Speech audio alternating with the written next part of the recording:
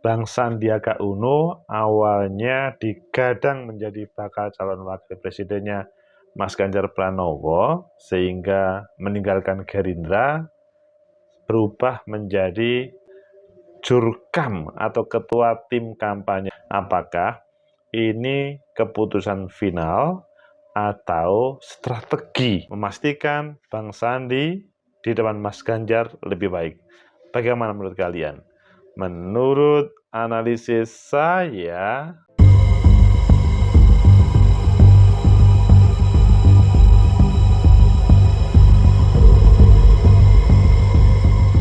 Assalamualaikum warahmatullahi wabarakatuh. Salam sejahtera untuk kita semua. Pecinta masa depan negeri, tegakkan kebenaran, lawan ketidakadilan. Pasti kalian sambil bertanya-tanya, kok bisa ya Bang Sandi yang dahulu bakal calon wakil presidennya Pak Prabowo, sekarang maksudnya kemarin, sampai meninggalkan Gerindra, selanjutnya bakal calon wakil presiden kelihatannya tidak terjadi. Ayo kita baca di beberapa media mengapa ini terjadi. Apakah memang sudah bisa menerima atau kita baca di beberapa media, nanti kita simpulkan dan kita cari solusi. Pertama kita baca di Detik. Judulnya Sandiaga Uno jadi ketua Bapilu Nasional P3, ini kata Ganjar Pranowo. Oh, ketua Bapilu. Ketua Bapilu Mas Ganjar. Ketua Bapilu Nasional P3, bukan Mas Ganjar. Ketua Bapilu Nasional P3.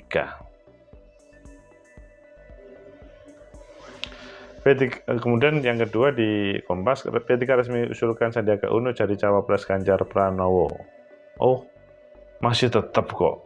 P3 resmi usulkan Sandiaga Uno jadi cawapres Ganjar Pranowo, jadi tetap kok. Tapi coba kita lainnya di antara. P3 tak akan paksa Sandiaga Uno jadi cawapres Ganjar Pranowo. Ini yang mana? Oke, kita baca pertama di Kompas dan selanjutnya nanti kita tambahkan.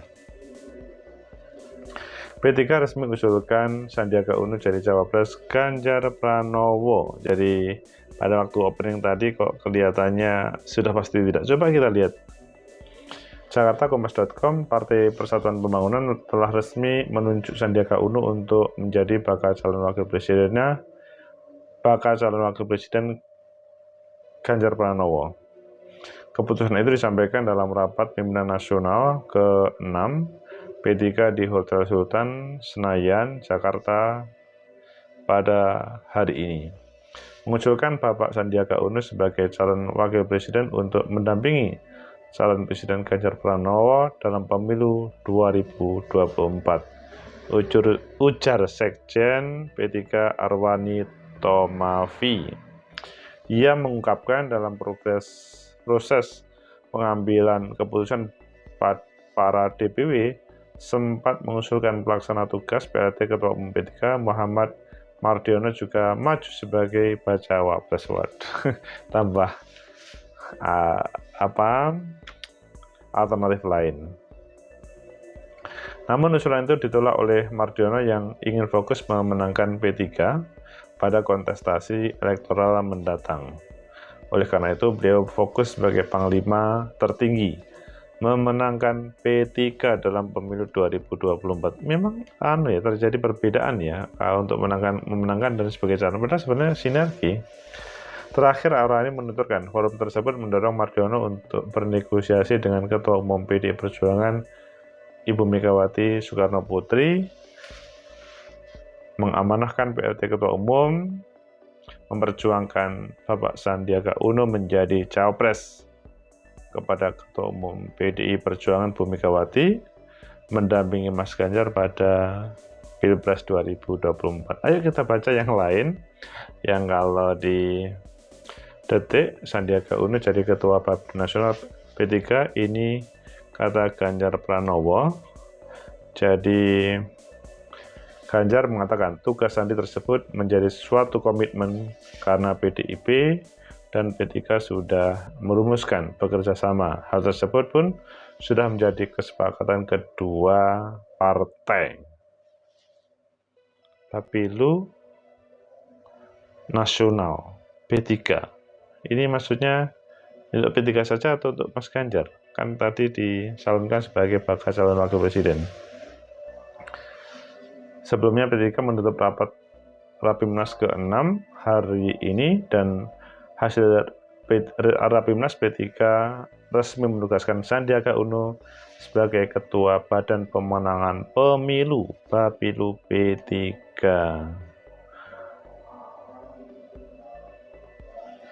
Terpisah, Sandiaga menyebut tugas sebagai Ketua Bapilu P3 adalah tugas berat. Hal itu lantaran dia harus memastikan P3 akan berada di garis depan dalam mewujudkan Indonesia yang sejahtera. Sandiaga mengaku siap mengemban amanah tersebut. Dia berharap dapat mewujudkan kontestasi pemilu yang damai, jadi tidak ada penolakan. Kalau terakhir di antara P3 tak akan paksa Sandiaga Uno jadi cawapres Ganjar Pranowo. Maksudnya gimana, kok berbeda sih? Politik tidak bisa memaksakan kehendak, karena politik itu adalah demokrasi. Ini PLT Ketua Umum P3 di antara. Tak akan memaksa Ketua Bapilu sebagai bakal calon wakil presiden pendamping Ganjar Pranowo dalam pemilu 2024. Ini berbeda ini. Ia menjelaskan bahwa di dalam dunia politik yang digunakan adalah negosiasi. Hal ini dilakukan untuk meyakinkan pihak lain agar bisa menerima visi dan misi yang diajukan oleh partai berlogo Ka'bah itu. Kemudian kita lanjutkan. Adapun DPP P3 merekomendasikan Sandiaga Uno sebagai bakal calon wakil presiden mendampingi Ganjar Pranowo dalam pemilu 2024. Itu tetap kok sebetulnya. Pecinta masa depan negeri, tegakkan kebenaran, lawan ketidakadilan. Jelaskan informasinya bahwa tarik-menarik kepentingan itu selalu terjadi. Sehingga ketika Mas atau Bang Sandiaga Uno diusulkan menjadi bakal calon wakil presidennya Mas Ganjar dan menjadi ketua Bapilu, bagaimana yang terjadi sebenarnya? Menurut analisis saya, pertama, bahwa mundurnya Bang Sandi dari Partai Gerindra beberapa waktu yang lalu, selanjutnya masuk ke P3, direspon positif oleh P3 bahwa beliau, Bang Sandi, selanjutnya diberikan kesempatan untuk menjadi bakal calon wakil presidennya Mas Ganjar. Maksudnya musyawarah Rapimnas, muktamirin Rapimnas, musyawirin Rapimnas mengusulkan bagaimana PLT Ketua P3 itu berkomunikasi, bernegosiasi dengan Ketua PDI Perjuangan Bu Megawati untuk Bang Sandi menjadi bakal calon wakil presidennya Mas Ganjar. Ini adalah sebuah keputusan partai yang sudah benar ketika dihubungkan Bang Sandi mundur dari Partai Gerindra.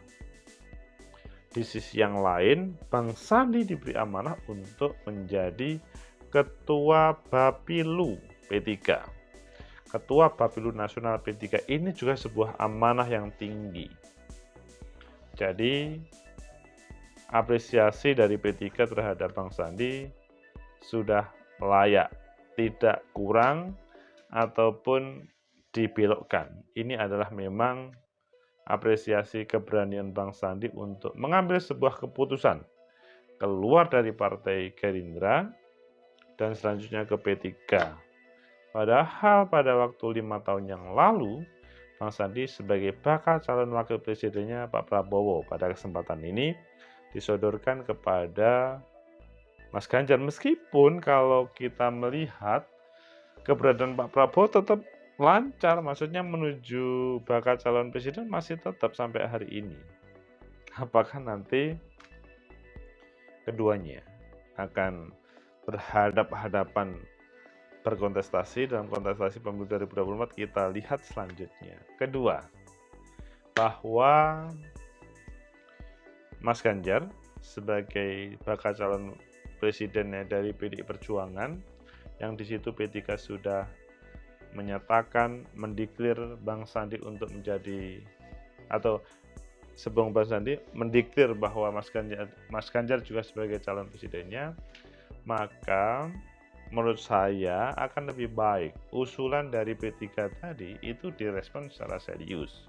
Karena ada 9 bakal calon dari PDI Perjuangan atau dari untuk yang dipasangkan dengan Mas Ganjar Pranowo, yang salah satunya AHY ataupun yang lain. Kalau menurut saya, keberadaan Bang Sandi adalah salah satu yang perlu diseriusi untuk diperbincangkan, supaya tidak menyakitkan hati siapapun, tetapi bahwa keberadaan dialog, komunikasi, negosiasi itu adalah penting. Itu tidak cukup seperti dagang, tapi memang mencari solusi sebetulnya apa yang mau dibawa pada Pilpres 2024, dan apakah itu juga mendukung kemenangan misalkan Ganjar Sandi misalkan, atau malahan ini akan mementahkan. Sehingga bagaimana caranya? Ketiga adalah dipastikan, pertama harus ada survei ketika Mas Ganjar disandingkan dengan Bang Sandi, kemudian dihadapkan dengan Pak Prabowo misalkan, dihadapkan dengan Mas Anies Baswedan. Survei itu adalah penting, dengan sampling yang benar, pelaksanaan yang benar. Nanti akan ada hasilnya, dan nanti kalau memang hasil surveinya bagus, maka jalan terus. Apakah menang atau tidak, ya nanti tinggal perjuangannya. Tapi minimal sebagai pijakan dalam proses kontestasi 2024 itu merupakan modal. Selain survei, maka komunikasi politik dengan partai-partai yang lain yang sampai hari ini belum memutuskan siapa bakal calon presiden atau bakal calon wakil presidennya.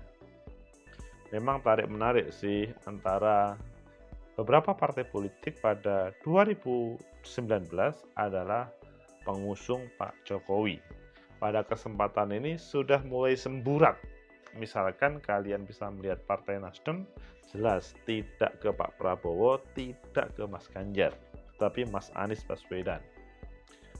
Temennya lain yang mendukung Pak Jokowi selain Nasdem kan ada PKB, Partai Demokrat, ada Demokrat, ada Gerindra. Jelas PKB sama Gerindra mengusung Pak Prabowo sama Caimin mungkin, tapi mungkin itu bisa, kemarin ada tema Erick Thohir. Nah, itu kan maksudnya bahwa kalau Pak Prabowo kelihatannya sudah selesai, tapi kalau wakilnya masih ada dialektika. Bahkan PAN mau gabung kalau Erick Thohir di dalamnya, maksudnya menjadi bakal calon wakil presidennya.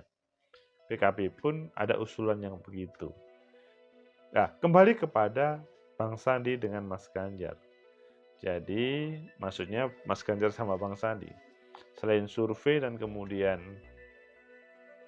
melakukan komunikasi politik dengan partai yang lain, kata kunci yang selanjutnya adalah apakah Bang Sandi betul-betul siap tempur sebagaimana 2019, tetapi dengan rumah lain atau mobil yang lain dan berhadapan dengan Pak Prabowo pada waktu itu. Itu sesuatu bagi orang Jawa, maksudnya dulu adalah pasangan, sekarang adalah lawan misalkan. Nah, kalau sudah siap betul, it's okay. Tetapi kalau belum, coba itu difikirkan lagi, sehingga tidak cukup target untuk Ganjar Sandi, tapi ketika sudah diputuskan adalah sebuah kemenangan. Pecinta masa depan negeri, tegakkan demokrasi, lawan ketidakadilan. Di dalam konten-konten saya tentunya membahas semuanya. Pada kesempatan ini kita membahas Mas Ganjar sama Bang Sandi. Semoga begitu juga partai-partai, semua partai kita bahas Dan kita ya hanya berdialektika untuk memperbaiki perjalanan demokrasi supaya lebih baik. Kalian ada usulan juga boleh diusulkan, nanti kita bahas untuk kebaikan demokratisasi di negeri ini. Like, subscribe, comment, and share. Sampai jumpa.